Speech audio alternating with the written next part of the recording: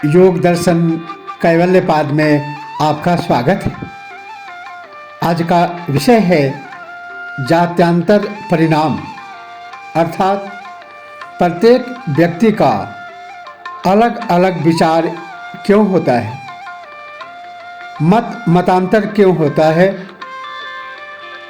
लोगों की चित्त में, लोगों की विचार में परस्पर अंतर होने का क्या कारण है।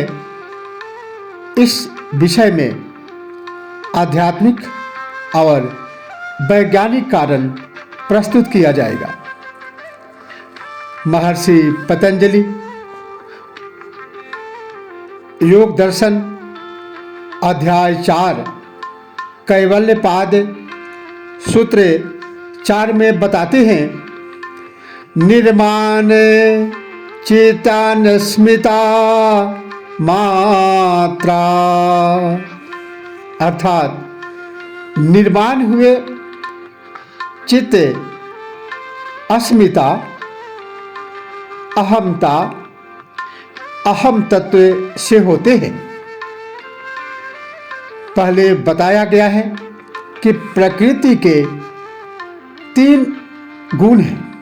प्रकृति 3 गुणों से युक्त है तथा इसके साथ जब पुरुष चेतन तत्व का संयोग होता है तो महत्त्व की उत्पत्ति होती है।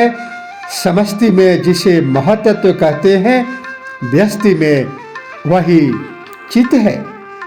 यह चित्त ही अस्मिता है, जिसमें मैं अहम भाव आ जाता है तथा अपना स्वतंत्र रूप समझने लगता है। ऐसा समझने का कारण अविद्या है।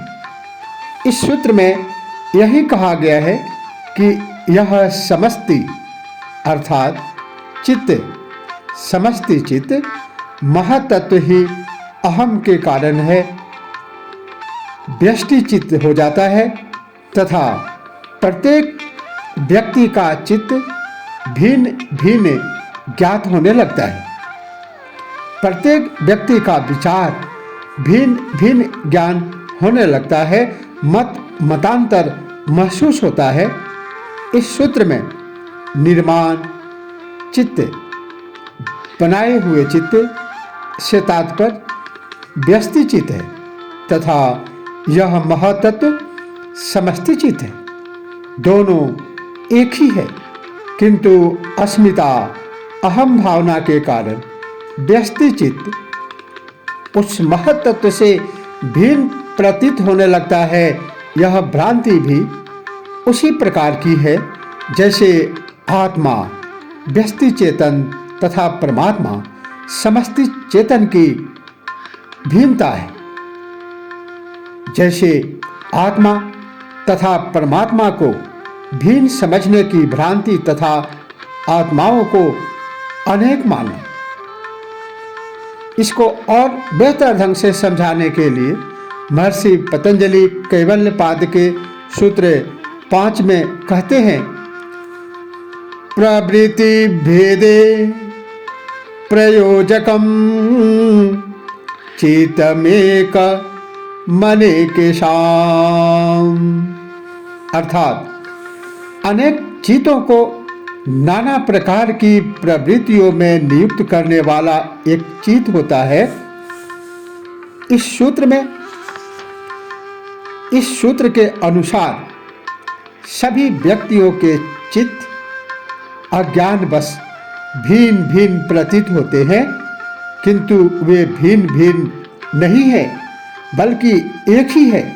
प्रत्येक व्यक्ति का चित्त 3 गुणों से बना है, जिसके 3 ही भिन्न कार्य है। इन तीनों का संयुक्त रूप ही चित्त है, जिससे उसके कार्य भी 3 प्रकार के होते हैं, सत्व, रज तथा तम गुण युक्त। इनके विभिन्न संयोग से शरीर तथा इंद्रियों के कार्य भिन्न भिन्न हो जाते हैं, किंतु उन नाना प्रकार की प्रवृत्तियों को नियुक्त तथा नियंत्रित करने वाला एक ही चित्त है।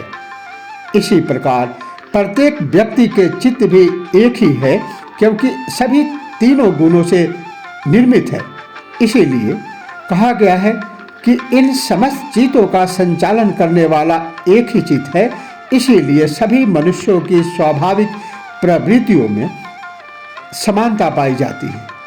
काम, क्रोध, लोभ, मोह, अहंकार, ईर्ष्या, घृणा, प्रेम, दया, करुणा, अहिंसा आदि गुण प्राणी मात्र में इसी कारण विद्यमान रहते हैं, क्योंकि सबके चित्तों का निर्माण एक ही चित्त से हुआ है।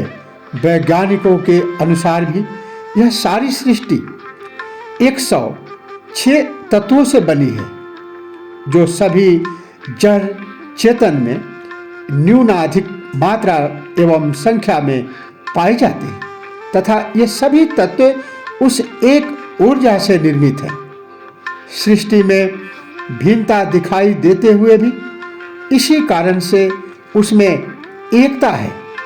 जिस प्रकार गर्भाधान के समय शुक्राणु तथा अंडाणु मिलकर प्रथम एक ही कोश, एक ही शैल का निर्माण करते हैं, फिर उसका विभाजन होकर शरीर के विभिन्न अंगों का निर्माण होता है, उसी प्रकार एक ही चित्त विभक्त होकर अनेक चित्तों का निर्माण करता है।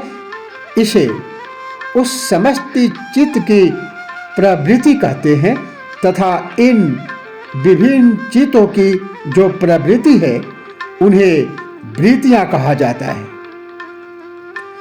इन्हीं से शरीर के विभिन्न अंगों का निर्माण और संचालन होता है।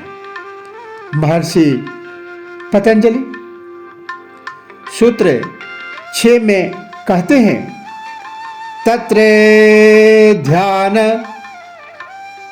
जम नाशनम। तत्र ध्यान जम नाशयम, अर्थात उनमें से जो ध्यान जनित चित्त होता है, वह चित्तवृत्ति जो ध्यान आदि संस्कारों में लगा रहता है, ध्यान जनित चित्त होता है, वह कर्म संस्कारों से रहित होता है, वासना से रहित हो जाता है। जब कोई साधक इस चित्त का ज्ञान, ध्यान तथा समाधि द्वारा ध्यान करता है, तो ऐसा चित्त कर्म संस्कारों से रहित होता है, क्योंकि जब तक कर्म संस्कार समाप्त नहीं हो जाते तब तक सबीज समाधि नहीं होती, तथा बिना सबीज समाधि के चित्त का ज्ञान नहीं होता। ऐसे चित्त में ये कर्म संस्कार केवल बीज रूप में ही रहते हैं। अन्य प्रकार से भी चित्त का ज्ञान हो सकता है, किंतु उसमें कर्म संस्कार विद्यमान रहते हैं, क्योंकि उनका क्षय तो ध्यान द्वारा ही होता है। इससे अन्य प्रकार से हुआ चित्त का ज्ञान कैवल्य का हेतु नहीं बन सकता। इसीलिए साधक को चाहिए कि ध्यान और समाधि द्वारा ही चित्त की अनुभूति करे। अन्य साधनों से सिद्धियां मिल सकती है, किंतु उनसे मोक्ष नहीं मिल सकता।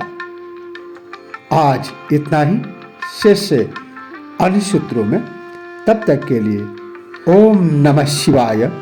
जय श्री कृष्ण।